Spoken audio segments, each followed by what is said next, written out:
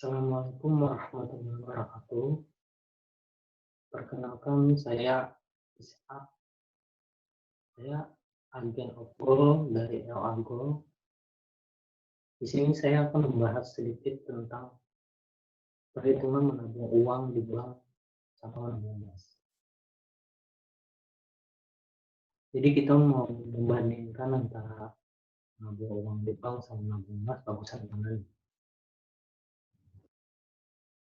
Sebelum kita membahas tentang perbandingan menabung emas dan menabung uang di bank, kita akan lihat dulu nih problem-problem yang ada di masyarakat kita.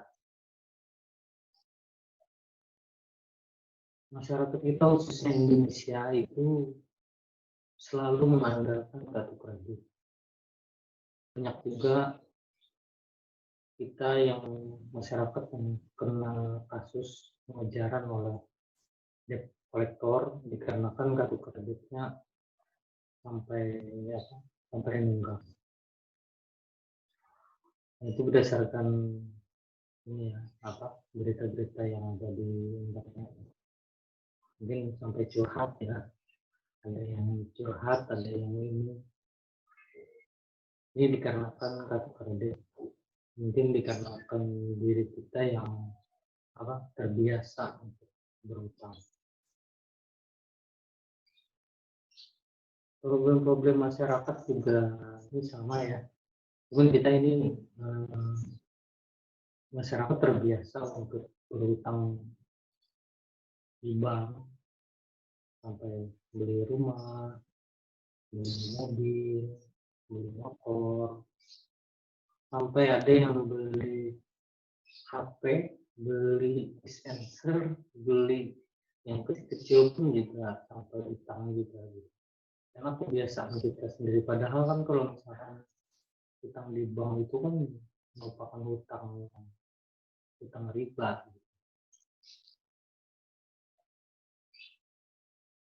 Problem lain juga dari kita, masyarakat, dari kita sendiri juga merasa penghasilan meningkat namun susah menabung. Ini juga merupakan problem yang banyak dialami oleh masyarakat, termasuk saya sendiri sebelumnya. Dikarenakan walaupun penghasilan kita meningkat, cuman kita tetap sulit menabung. Baik kita yang gajinya 1 juta atau misalnya penghasilannya 2 juta, 5 juta, 50 juta, sampai 1 M pun ada yang kesusahan untuk menabung. Ada juga ini ya, dampak buruk pinjaman online. Mungkin teman-teman ada yang sering dapat SMS tawaran pinjaman online. Cuman kan itu resikonya juga besar juga. Seperti contoh yang ada ini ya, bagi bulan menjali ya. Jangan sampai lah. Mungkin menjadi kebiasaan kita selalu pinjam uang untuk kebutuhan darurat.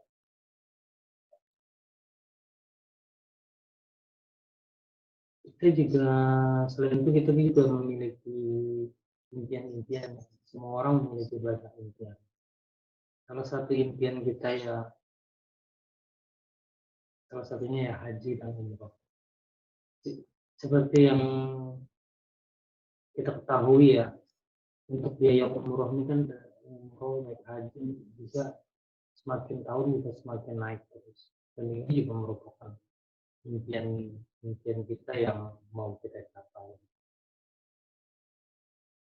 Begitu juga dengan kalau misalnya kita mau beli rumah, di sini harga rumah aja udah 263 juta di Jawa Barat ya, dengan ukuran 40 meter persegi. Mungkin kalau dulu nggak segini harganya.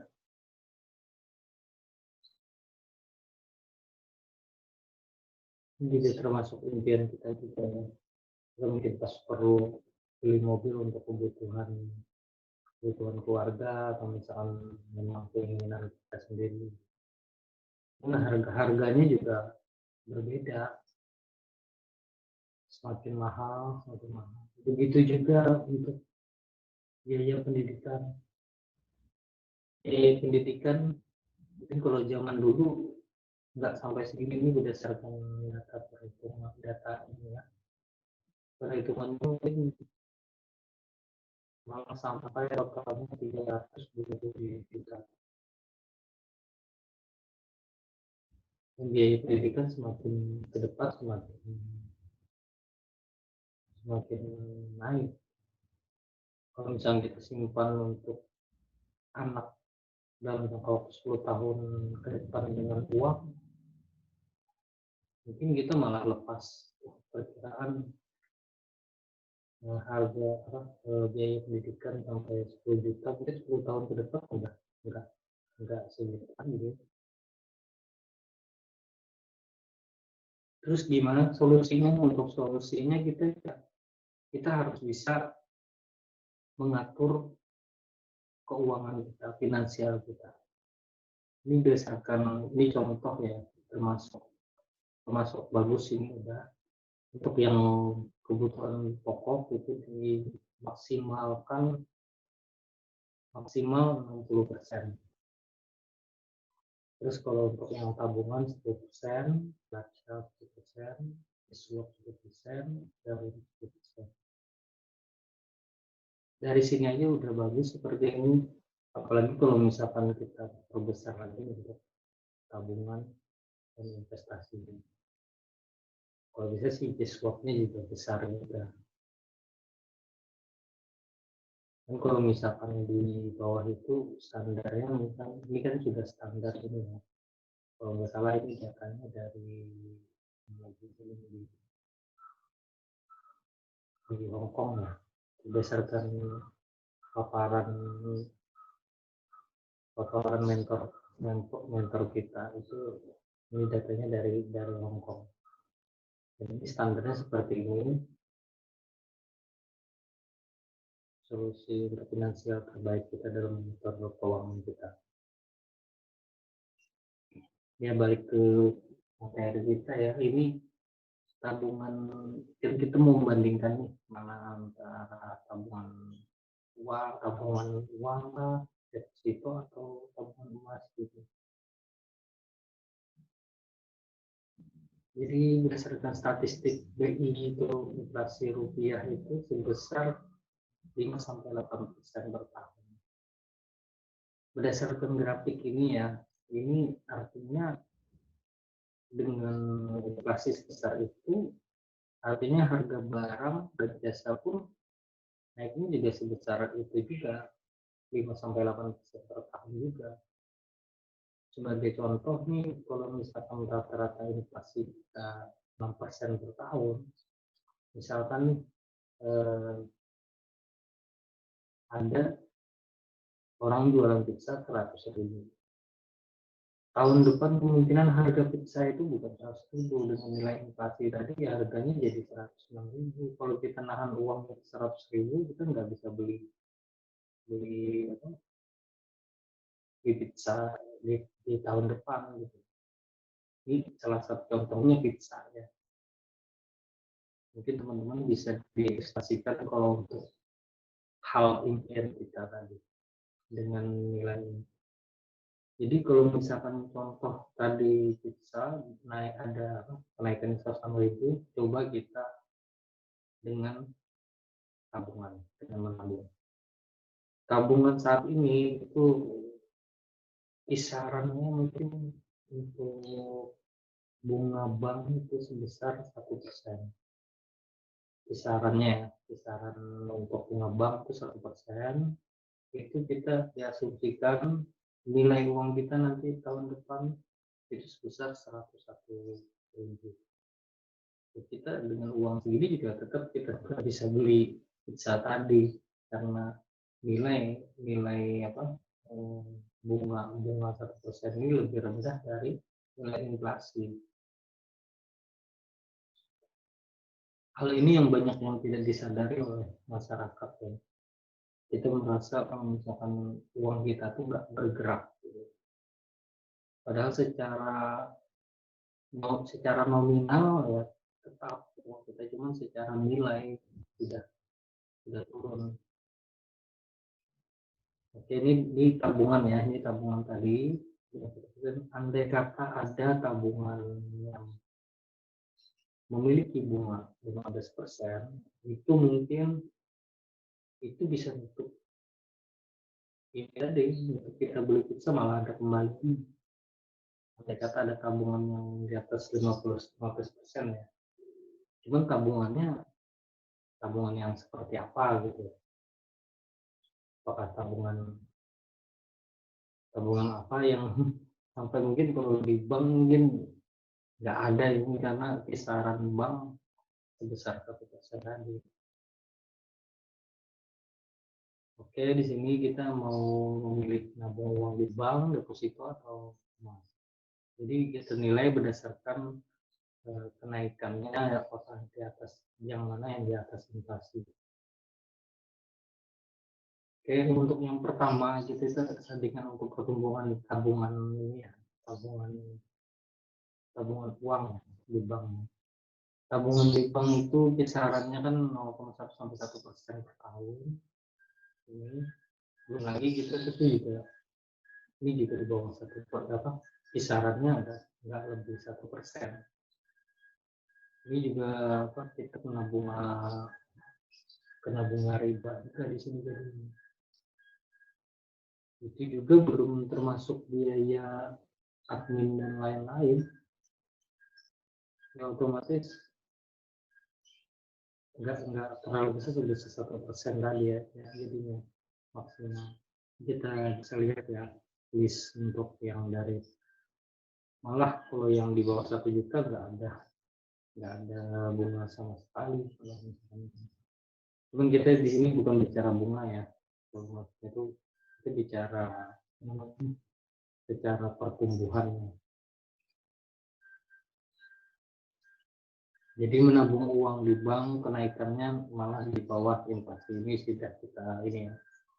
Oke, kita bisa lihat ini dana sekian, rekeningnya sekian, malah minus rekeningnya.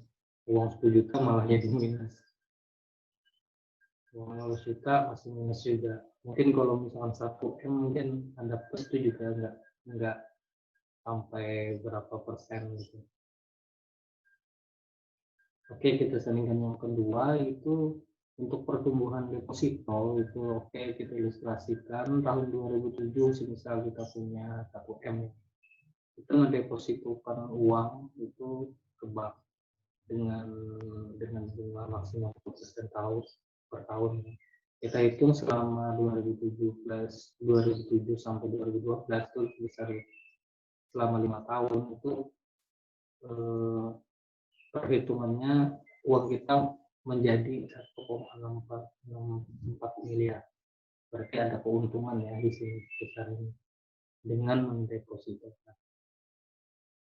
Cuman untuk tahun 2007 misalkan kita belikan ke emas, ini kan harganya kan ini sebesar 200.000 ya, 200.000.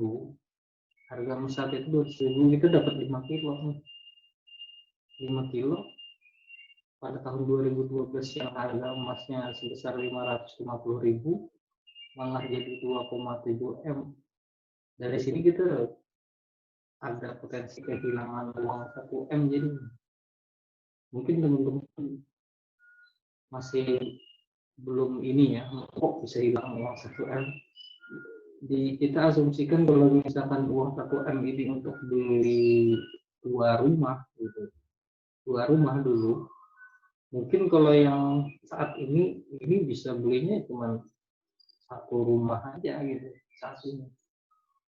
Tapi kalau misalkan kita dengan nabung emas, ya kita tetap 2 rumah, malah bisa sampai 3 rumah kalau kita dengan menabung emas tadi. Jadi kita sandingkan antara deposito dan emas ya.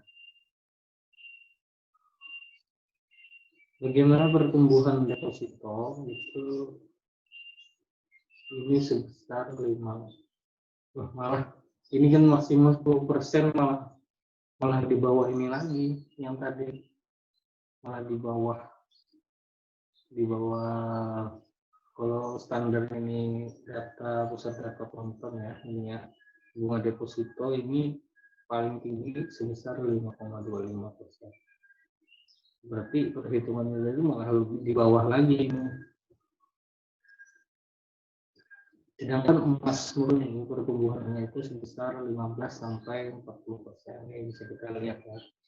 Untuk grafik normalnya ini kenaikannya 15 sampai 40%.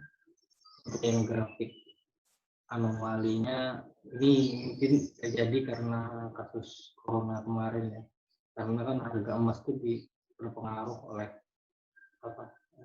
kasus global. Kalau ada kasus global itu mungkin langsung, cuman jarang itu kejadian kalau misalkan emas bisa balik lagi ke harga 600 tadi.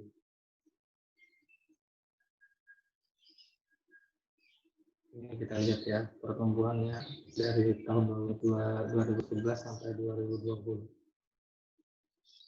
Oke, kesimpulannya emas merupakan tabungan terbaik berdasarkan kita sandingkan tadi ya, jabaran tadi ya. Maka dari itu kita menyimpan emas untuk impian Anda. Jadi kita misal mau beli mobil, mending simpannya emas, kalau nabungnya emas. Oke, ini kita membahas biaya ONH ya. Ini harga emas dari tahun ke tahun. Ini dari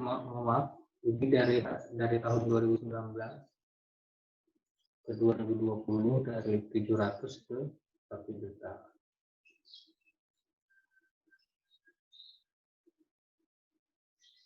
Oke. Ini biaya ONH ini tabel konversi ONH dengan harga emas. Oke, di tahun 2005 kita memerlukan uang sebesar 23.500, 23 juta setengah ya. Itu kita membutuhkan emas 174 gram emas untuk naik dulu. Cuman dari sisi harga biaya secara rupiah ya, ini ada kenaikan nih sebesar naik terus nih. Coba kita lihat dari sisi emas, andai kata dulu 2005 ini 174, andai kata kita memiliki emas 134 ini kita simpan, kita pada tahun 2013 hanya membutuhkan 68 gram emas, dan ini malah ada kembalinya emasnya, karena kita menabungnya dengan emas. Tapi kalau misalkan ini kan menaik terus, malah di emas malah menurun. Apalagi ini di tahun 2020 harga ONH-nya, biaya ONH itu sebesar 35 juta. Itu hanya memerlukan 34 gram.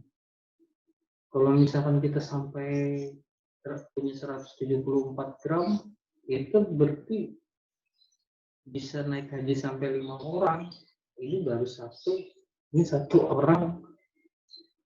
Tapi kalau misalkan kita uang, kita simpan terus, malah menurun, jadinya malah nggak cukup untuk beli untuk biaya ONH. Satu kali naik haji aja harus nambah dulu.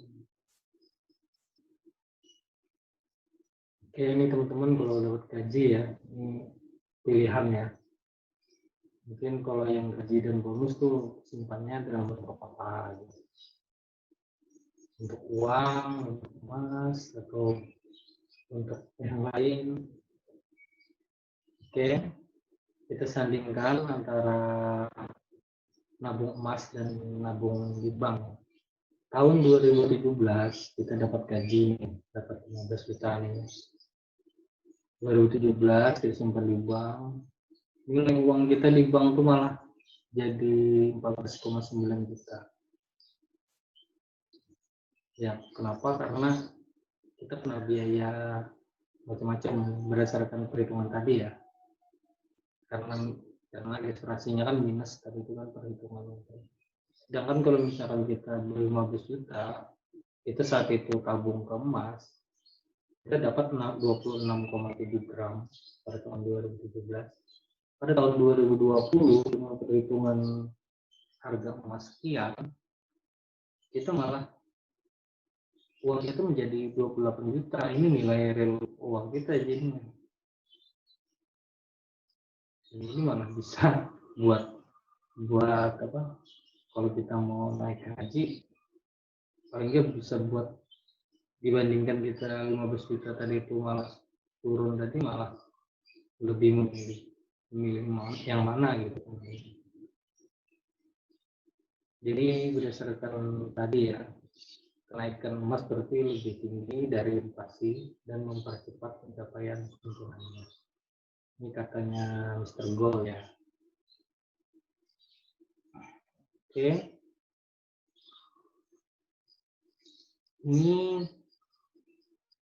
Ini salah satu sifat orang Indonesia ya. Orang Indonesia itu tipenya konsumtif. Jadi termasuk saya juga. Cuman dengan kita menabung emas itu paling nggak kita bisa menahan diri kita. Karena dengan simpanan emas kita jadi susah untuk transaksi. Itu untuk menabung gitu. Jujur saja saya pas waktu setelah bergabung dengan Elago sendiri itu malah merasa saya harus beli, sekali beli ingin beli terus beli emasnya.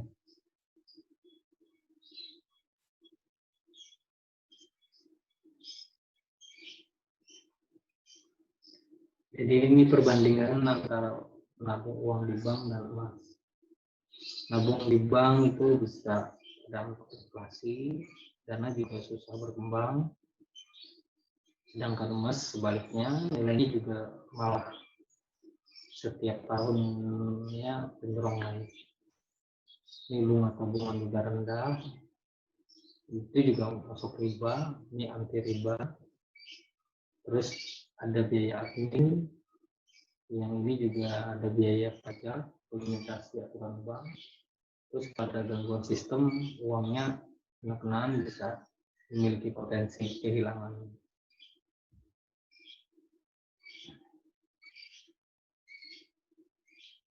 Terus bagaimana cara kita agar dapat terhindar jebakan inflasi serta memanfaatkan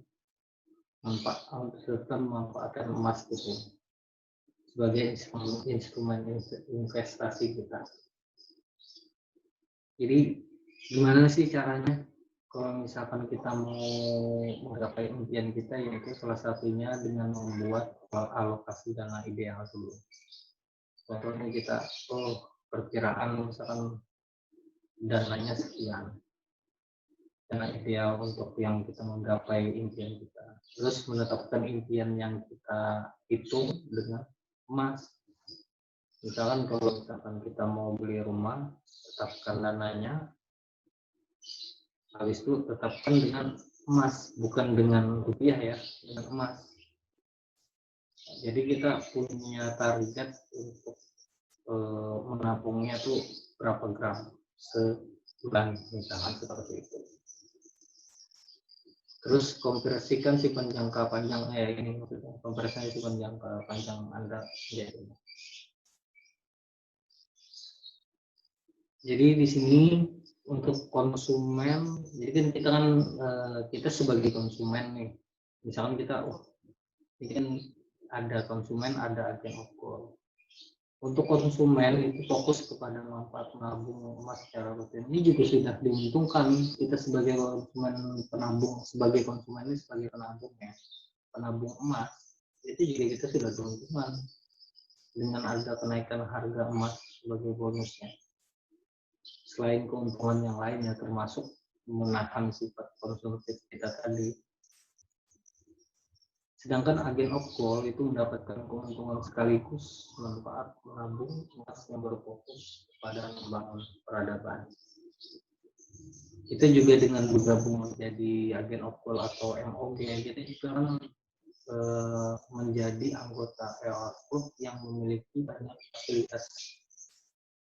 fasilitas termasuk fasilitas JSK atau fasilitas gading emas atau fasilitas bantuan kredit, bantuan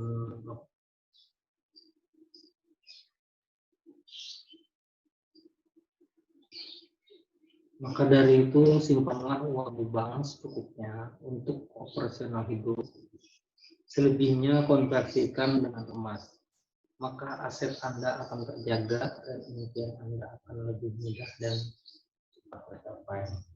Nah, inilah merupakan cara cerdas kita dalam menabung.